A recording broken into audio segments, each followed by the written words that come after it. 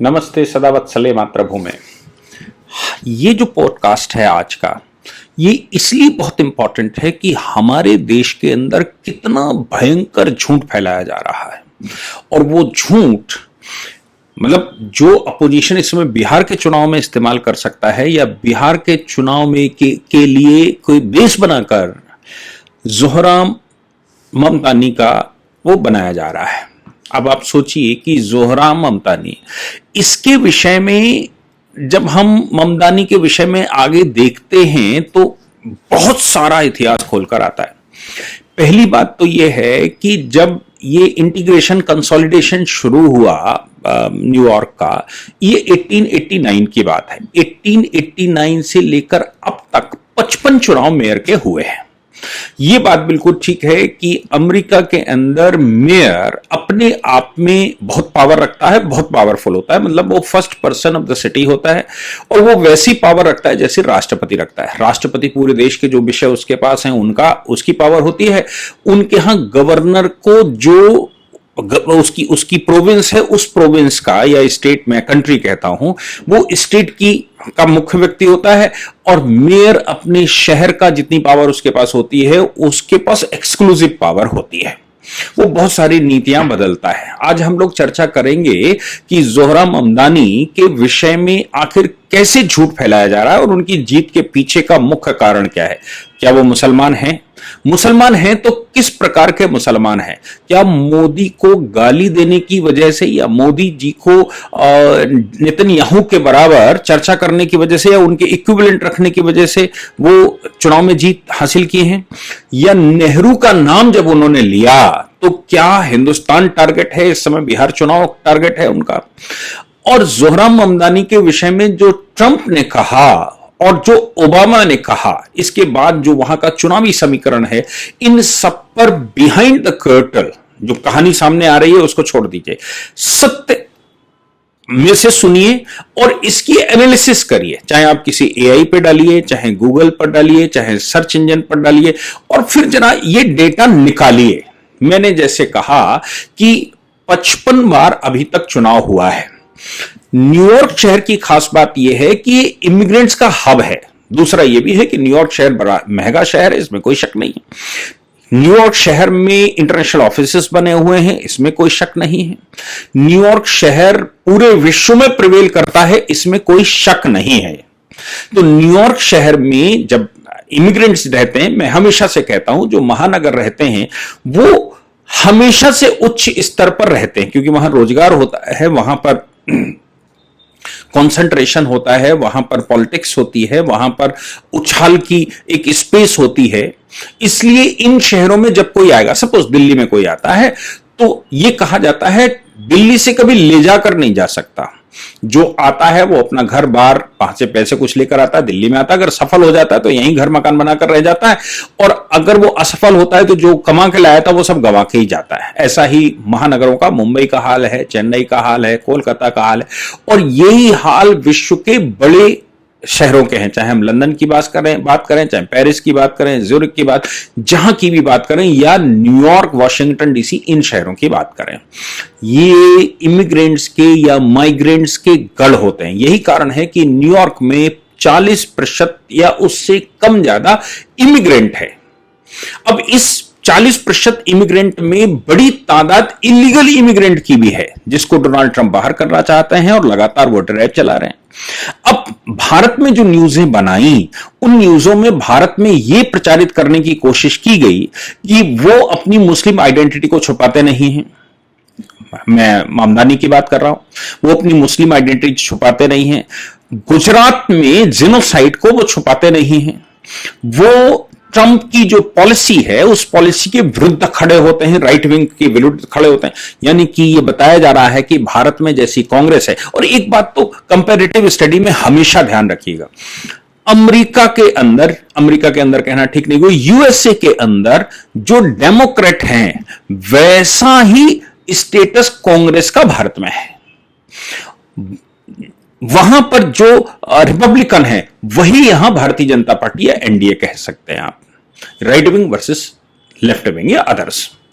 तो डेमोक्रेट्स जब illegal immigrants का जहां अड्डा रहता है, जैसे दिल्ली है, इलीगल इमिग्रेंट्स का ये अड्डा है। केजरीवाल जीत सकते हैं, कांग्रेस भी आसानी से जीत सकती है। इलीगल इमिग्रेंट या इमिग्रेंट जहां पर रहते हैं या माइग्रेटेड व्यक्ति जहां पर रहते हैं, तो सवाल यहां पर यही पैदा हो रहा है कि किसी भी स्थान पर जो कि इमिग्रेंट्स का स्थान हो, जो कि माइग्रेंट्स का स्थान हो, ऐसे स्थान पर आप अगर बिजली, पानी, टैक्स इनकी बात करेंगे, किराया रोकने की बात करेंगे, किराए को फिक्स करने की बात करेंगे, तो निश्चित तौर से जो स्ट्रगल करने के लिए 50% लोग इन शहरों में हैं, न्यूयॉर्क शहर में 50% लोग ऐसे हैं जो स्ट्रगल कर रहे हैं। 40% लोग माइग्रेंट्स हैं या फिर इमिग्रेंट्स हैं। इमिग्रेंट्स, माइग्रेंट्स के लिए डेमोक्रेट सबसे सूटेबल होते हैं और डेमोक्रेट्स ने वहां पर 55 बार में से 46 बार, आप सोचिए 1889 में जब कंसोलिडेशन हुआ था, उससे हम काउंट कर रहे हैं, उससे पहले भी मेयर हुआ, लेकिन कंसोलिडेशन की बात कर रहे हैं। 1889 के कंसोलिडेशन के बाद 55 चुनाव हुए हैं, 55 इलेक्शंस में से 46 टाइम तो डेमोक्रेट जीते हैं। 46 टाइम डेमोक्रेट जीतने का, और बड़े भारी मार्जिन से, कभी तो 94-93% वोट भी डेमोक्रेट्स को मिले हैं, क्योंकि ये इमिग्रेंट्स का शहर है, ये माइग्रेंट्स का शहर है। अब बात आती है कि हम मामदानी की बात कर रहे हैं। क्या मामदानी के मामले में ये कहा जा सकता है कि वो इसलिए जीत गए कि वो मुसलमान थे, इसलिए जीत गए क्योंकि वो मोदी जी के अगेंस्ट में थे, इसलिए जीत गए क्योंकि वो ट्रंप के अगेंस्ट में थे? क्या राइट विंग के अगेंस्ट में अब सक्सेशन शुरू हो गया? भारत में तो टीवी चैनल्स और तमाम तरह के एनालिस्ट यही बात कर रहे हैं। सच क्या है? सच तो ये है कि मामदानी खोजा मुसलमान है, मुसलमान नाम के होते हैं। खोजा की खास बात यह है कि भारत में जो सुन्नी और शिया मुसलमान हैं, वो खोजा को मुसलमान ही नहीं मानते, बोहरा को मुसलमान नहीं मानते, खोजा को मुसलमान नहीं मानते, मेनन को मुसलमान नहीं मानते, कुची मेनन को मुसलमान नहीं मानते, अहमदिया को मुसलमान नहीं मानते, जबकि अहमदियाओं का तो उनसे बहुत ज्यादा बड़ा स्टेटस है। और खोजा मुसलमानों की तो खास बात यह है कि खोजा और बोहरा के लीडर ही मोदी जी हैं। अब अगर वहां 10 लाख लोग मुसलमान रहते हैं न्यूयॉर्क में, उनको आकर्षित करने के लिए यह व्यक्ति अगर यह कहता है कि मोदी जी की तुलना हम नेतन्याहू से करते हैं, और नेतन्याहू जब मैं मेयर बन जाऊंगा तो नेतन्याहू अगर न्यूयॉर्क शहर में प्रवेश करेंगे तो मैं उनकी गिरफ्तारी कर लूंगा, क्योंकि वो बार क्रिमिनल हैं, और वही स्टेटस मोदी जी को देता है। तो इसका मतलब ये नहीं है कि वो ये सच में कह रहा। हकीकत यह है कि 10 लाख मुसलमान जो वहां पर वोटर है, उन वोटर्स को आकर्षित करने के लिए इस तरह का स्टेटमेंट दिया जाता है, और भारत का मुसलमान बड़ी तादाद में न्यूयॉर्क में है, इसलिए उसको इस तरह का ऑफर दिया जाता है। दूसरी बात यह भी है कि डोनाल्ड ट्रंप के बाद, अब देखिए ये बात तो बिल्कुल तय है कि इस समय डोनाल्ड ट्रंप से बहुत परेशान है पूरा यूएसए। वहां की सुप्रीम कोर्ट ने भी असहमति जताई है टैरिफ को लेकर। टैरिफ का जो डोनाल्ड ट्रंप का खेल है, वो ऐसा नहीं भारत को प्रभावित कर रहा है। टैरिफ का खेल सबसे ज्यादा अगर किसी को प्रभावित कर रहा है तो वो वहां के लोगों को कर रहा है, क्योंकि टैरिफ इतने 200% 300% बढ़ाने का मतलब है किससे पैसा? हमसे। हमारा व्यापार नहीं रोका। व्यापार हम वहां बेचेंगे, 1 रुपए की चीज अब 3 रुपए में बिकेगी, वो 3 रुपए में से 2 रुपए जो टैक्स बढ़ाया है वो हमसे नहीं पड़ने वाला। मेरा प्रोडक्ट तो मुझे पैसे मिलने ही वाले हैं, मेरे ऊपर सिर्फ ये फर्क पड़ेगा कि लोगों की पेइंग कैपेसिटी कम हो जाएगी, जिसकी वजह से मेरा प्रोडक्ट थोड़ा कम बिकेगा। लेकिन मेरे प्रोडक्ट पर वैन नहीं लगाया, मेरे प्रोडक्ट पर वो कहते हैं कि 200% तक 100% तक हम टैरिफ लगाने वाले। टैरिफ 100% 200% लगाने का मतलब है कि वहां के लोकल निवासियों के ऊपर भार डाल देना। इसलिए हम सब जान रहे हैं डोनाल्ड ट्रंप के टैरिफ गेम के बाद पूरे अमेरिका के अंदर तमाम धरने प्रदर्शन हुए थे, खतरनाक तरीके से उनका विरोध हुआ था, और यहां तक चल रहा है कि उनके समर्थकों की मृत्यु भी हो रही है। तो फिर यह बात जग जाहिर है कि अमेरिका में इस समय जो रिफॉर्म लाने की कोशिश कर रहे हैं डोनाल्ड ट्रंप, उसका विरोध होना स्वाभाविक है। अगर वहां विरोध होगा तो उसका लाभ किसको मिलेगा? उसका लाभ जोहराम मामदानी को नहीं, उसका लाभ डेमोक्रेट्स को मिलेगा। और चूंकि मामदानी डेमोक्रेट कैंडिडेट हैं, मामदानी की जगह अगर कोई और आमदानी होता, कोई खानदानी होता, कोई बिना खानदानी भी होता, तो उसका भी वही हश्र होता, उसका भी वही परिणाम होता जो इस समय हो रहा है। अब भारत में इनकरेज किया जा रहा है, बिहार का चुनाव चल रहा है और मैं रवीश कुमार को सुन रहा था, वो ये कह रहे थे कि नहीं पूर्णिया में ये होना चाहिए, वहां मुस्लिम कैंडिडेट है, यहां पर मुस्लिम कैंडिडेट उतारने से लोग डर रहे हैं और मुस्लिम कैंडिडेट सामने नहीं आ रहे हैं यहां पर, और वहां पर दुनिया भर का आदमी जाता है, व्यवसाय करता है, और उस डोनाल्ड ट्रंप की जो इमिग्रेंट्स को लेकर पॉलिसी है, लोगों को बाहर करने की, इलीगल इमिग्रेंट्स को बाहर करने की पॉलिसी है, उसके विरुद्ध वोट मिला है मामदानी को, क्योंकि मामदानी ने यह घोषणा न्यूयॉर्क में करी कि जो कोई भी इमिग्रेंट्स वहां पर रहता है वो उनके सबके संरक्षक हैं, चाहे वो यहूदी क्यों ना हो। एक तरफ तो यहूदियों के लिए मामदानी ने खतरनाक स्टेटमेंट दिए थे और ये कहा था कि यहूदी जो हमास के खिलाफ कर रहे हैं वो मानवता के विरुद्ध है।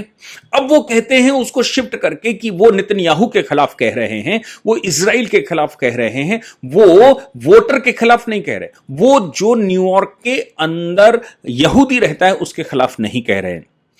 डोनाल्ड ट्रंप ने उस पर स्टेटमेंट दे डाला कि यहूदी अगर उनको वोट दे रहे हैं तो मैं समझता हूं कि वो अपनी आत्महत्या कर रहे हैं।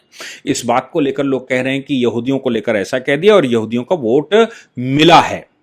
अब ये कहने की बात है कि वोट मिला है, लेकिन मैंने जैसे आपसे कहा वो 55-56% वोट लेकर जीतते हैं, लेकिन 92% वोट लेकर भी डेमोक्रेट इसी न्यूयॉर्क शहर से जीत कर आए हैं। 87%, 90%, 80%, 75% vote, mostly more than 60% first round में पाने वाले लोग हैं वहां जो डेमोक्रेट्स हैं। तो फिर आप मुझे बताइए कि ये मामदानी जो कि ओरिजिनली कहां से है, मालूम है? ओरिजिनली मामदानी जो है वो सिंध से हैं, गुजरात में आकर कभी बसे होंगे। गुजरात में बसने का मतलब साफ है कि उधर सताए गए होंगे। खोजा है, खोजा को मुसलमान वो मानते नहीं हैं। खोजा हिंदू संस्कृति का ही व्यक्ति है। खोजा नमाज तो पढ़ता है, मस्जिद तो जाता है, शादी विवाह सारे हिंदू रीति रिवाज से करता है, हिंदुओं के ही धर्म संकट को धर्म के जो प्रोसीजर हैं उनको फॉलो करता है। इसलिए खोजा को, बोहरा को, ये इनके नेता तो मोदी जी हैं, स्वाभाविक नेता मोदी जी हैं, क्योंकि शिया सुन्नी दो। तो जाहिर सी बात है कि डोनाल्ड ट्रंप के अगेंस्ट में ये वोट गया है और ये वोट डेमोक्रेट्स को गया है। ये कोई जोहराम मामदानी अकेले को नहीं गया है। जोहराम मामदानी चुनाव लड़ रहे थे, इसलिए ये कहा जा सकता है, इसलिए कहानियां कुछ भी बनाई जा सकती हैं। कहानी ये बनाई जा सकती है कि वहां भी इलीगल इमिग्रेंट्स को डोनाल्ड ट्रंप निकाल रहे हैं तो देखिए कैसे वोट निकल कर आया, और यहां पर भी मोदी जी इलीगल इमिग्रेंट्स को निकाल रहे हैं, बांग्लादेशियों को निकाल रहे हैं या फिर रोहिंग्याओं को निकाल रहे हैं, इसलिए भारत में भी उनके विरुद्ध वोट होना चाहिए। मैं समझता हूं कि डोनाल्ड ट्रंप और मोदी जी में बहुत फर्क है। मोदी जी के साथ जेन जेड है, आप याद रखिएगा। जेन जेड जिसकी बात कर रहे हैं, अभी बीबीसी कर रहा था कि जेन जेड क्यों नहीं बाहर आता, जेन जेड मोदी जी के साथ है, भारत में विरुद्ध नहीं है, कांग्रेस के विरुद्ध है, लेफ्ट के विरुद्ध है, देश विरोधी शक्तियों के विरुद्ध है, लेकिन मोदी जी के साथ खड़ा हुआ है। इसलिए ये डिक्टेटरशिप वाली थ्योरी जो डोनाल्ड ट्रंप को मोदी जी से कंपेयर करके दी जा रही है वो तो नहीं दी जा सकती भारत में। लेकिन मैं मानता हूं कि ये जो भारत में या जो स्टोरी बनाई उनकी जा रही है वो सारी की सारी गलत है। डेमोक्रेट्स वहां जीता है, जोहराम मामदानी स्पीचेस देते हैं, डेमोक्रेट्स वहां पॉलिसी तय करते हैं, डेमोक्रेट्स के रास्ता वही है जो मामदानी बोल रहा था।